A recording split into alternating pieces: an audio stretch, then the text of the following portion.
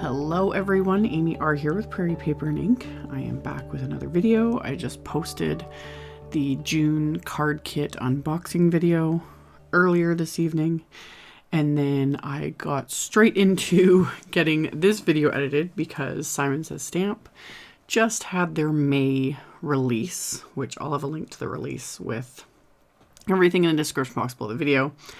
And a release and review video coming. I literally have a list as long as my arm of things I need to do. But anyway, I am shockingly participating in this week's Color Throwdown Challenge almost on time. I'm doing the voiceover basically when this is supposed to go live, but life. Anywho, the Color Throwdown Challenge I'll also have linked with my blog post and all that. And I was looking at the sets being released with the May release, and this Chillin Frenchies stamp set is adorable.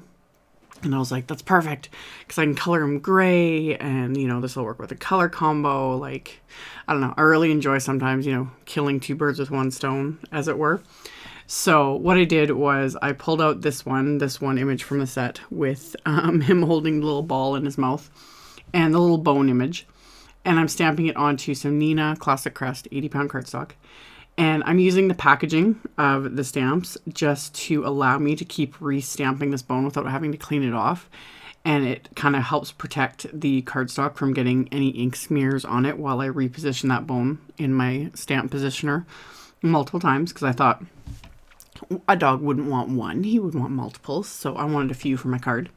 So I stamped that a few times, and I stamped the dog onto that Classic Crest Solar White 80-pound cardstock using Simon's Intense Black ink, which is Copic marker friendly. And then my coloring is very, very simple, very basic Copic coloring. I'm still doing my go-to, working from darkest to lightest.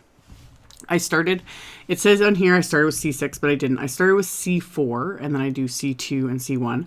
But once I got to this point, I was like, it all just kind of blended in together. I want a little bit more depth. So I pulled out C6 and added that, you know, around his nose and his ears and whatnot, just to kind of intensify that a little bit. So added that in, and then just kind of went back with those lighter colors just to blend that out a little bit. And then once I got that done, I'm going to start adding in some pinks for his ears and for his tongue, which is my complete go-to combo, which is the R22 and the R20. So add that to his tongue and his ears, and I just took that C1 and blended it a little bit more on his ears just to soften it. And then I'm going to do his hat and the ball with greens, because the color combo this week for the Color Throwdown Challenge is basically gray, green, and blue. So keep his hat green. Gonna add a little bit of blue to his ball. I'm gonna add more to my scene of the actual card, just to kind of pull the colors together. But going darkest to lightest, adding in that color. And then for the bones, I used warm grays just to mix it up a little bit. And because they aren't generally, you know, that cool gray tone anyway. So W3, W1, W00, just quickly adding color to those. And then off camera, I die cut them, everything with the coordinating dies.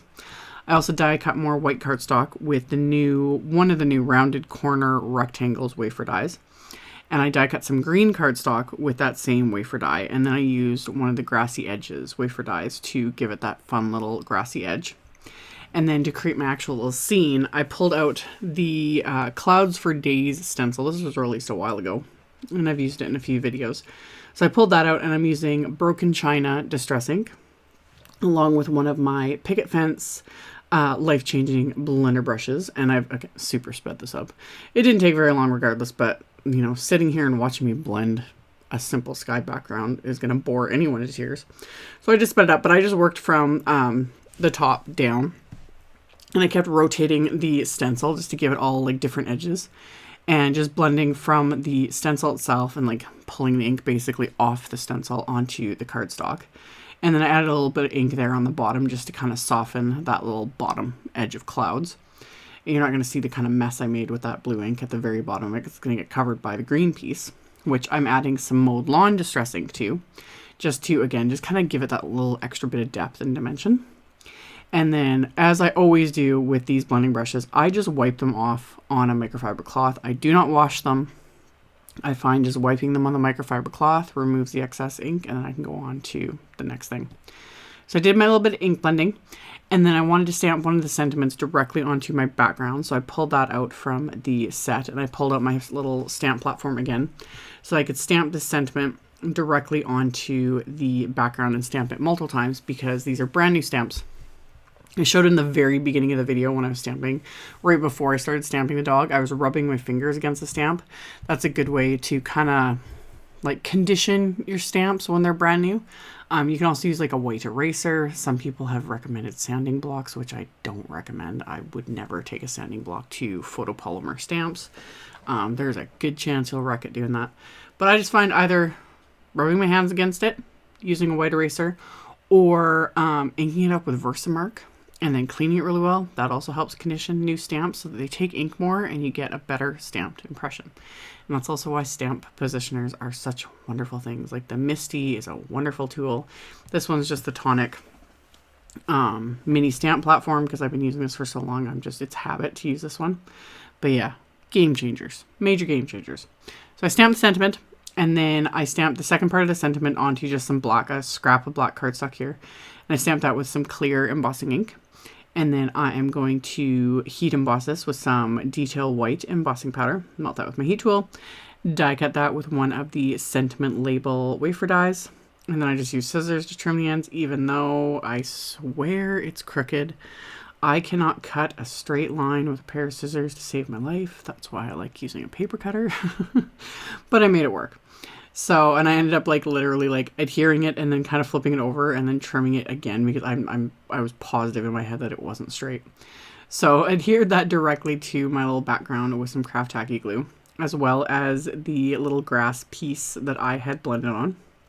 And then for my little puppy dog, I'm going to adhere him with some thin 3D foam squares just to give it that little extra bit of dimension.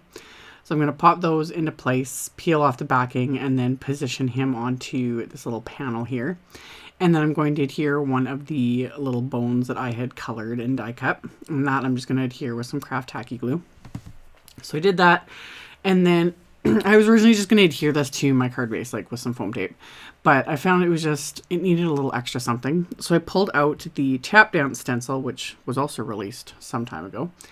And I'm just going to kind of tape this one into place with some washi tape just to hold it so I don't end up moving it with my fingers, because I do that all the time. And I'm using some Hickory Smoke Distress ink this time. And same thing, just using my blending brush and blending it over this stencil until I completely cover it over this entire card base. So again, just kind of speeding up the process. Once this is blended on, I can, again, wipe off my brush, remove the excess ink. My stencils, when I use distress inks, I just wipe them with the same baby wipe I was using to clean my stamps, and they're good to go. So set those aside. For the inside of the card, I'm going to use that puppy dog again, but this time I'm going to ink him up with that same Hickory Smoke Distress ink, just to, you know, finish off kind of the inside of the card. So I'm going to stamp him on the inside, and then I'm going to stamp another sentiment from the Chillin Frenchies stamp set. So got that lined up. Going to stamp that with that intense black ink.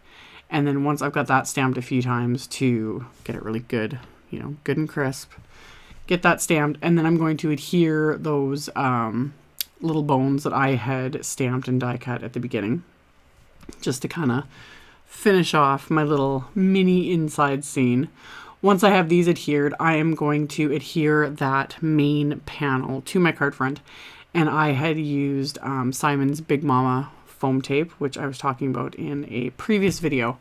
I got a new roll of this, and the release paper, FYI, because I still haven't like specifically mentioned it or showed it in a haul video, comes off so much easier than it used to. Like, it's changed. So you can actually just peel it off like, you know, it peels off like regular Scotch foam tape. So I'm super excited about that because I use this foam tape all the time. So peeled off the backing. I'm going to adhere that into place. I have one bone left, and I can't not use it because I've mentioned this before, I have slight touches of OCD. So I couldn't not use it. So I decided to just cut it and then kind of tuck it behind, so as if there's actually two more left. the main panel there, because, you know, dogs like to hide those sorts of things. And then as my final little touch, I pulled out my white gel pen. This is the Jelly Roll 10 gel pen, and I used that to dot his little eye that you can actually see, just to, because like some of the gray Copic marker kind of covered that. So I used it to dot the eye, and then of course to add little highlights, I added little dots, just add some little texture and whatnot. So went along, added little highlights to the puppy dog, to the bones, etc. And then just add little dots here and there onto the grass portion of the background, just to give it that little extra something. Since I'm keeping this card fairly simple, I'm not adding any bling or sparkle or jewels or anything like that, which is crazy for me. But when I do what I call more simple cards or more masculine cards like this, that's where I'll go a little, you know, I'll put a little more effort into, you know, the blending or the stenciling, the adding details with the gel pens, etc., because it just gives it that extra something. So I did that with the white gel pen, and then I took my black glaze pen, also by Jelly Roll, and just used that on his nose, just very carefully filled in his nose with that, so it just completely darkens it, makes it solid black, plus it adds that little bit of shine, which is so always perfect for a dog's nose, of course. So I added that, and that finished off the card. So I will have links, like I mentioned, below the video. I will have a link to the new release. I'll have links to the color challenge in my blog post. I'll have a supply list, links, all that stuff will be in the description box below the video, so you can check it out if you're interested. Thank you all so much for watching, and I will be back very soon with another video. Bye!